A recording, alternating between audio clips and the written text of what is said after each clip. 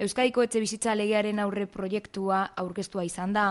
Aurre proiektuaren helburu nagusia etxebizitza gisa eskubide bihurtzea da.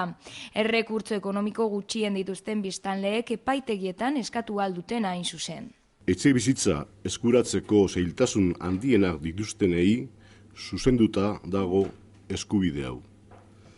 Eta Euskadi izango da eskubide hori aitortuko duen estatuko lehenengo komunitatea.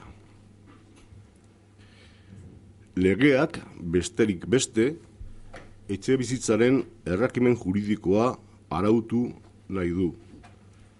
Dauden laguntza publikoak bertoratu eta errehabilitazioa arautu, hau izango baita etxebizitzari buruzko euskal politikaren ardatza.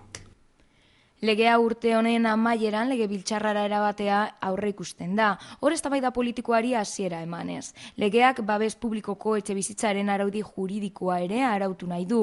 Lehentasunezko irizpideak, familia unitate-kide kopurua eta errekurtsuak izango dira. Berrikuntzen artean garrantzitsua ere babes publikoko etxebizitzetan presioen eta errenten pertsonalizazioa da.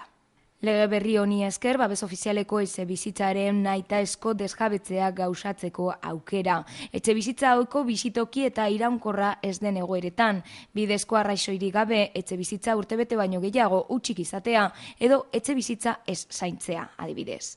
Merkatu libreko etxebizitzen jabeek arrazoirik gabe etxebizitza 2 urte baino gehiago hutsik badute, kanon ekonomiko bati aurre egin behar izango dute.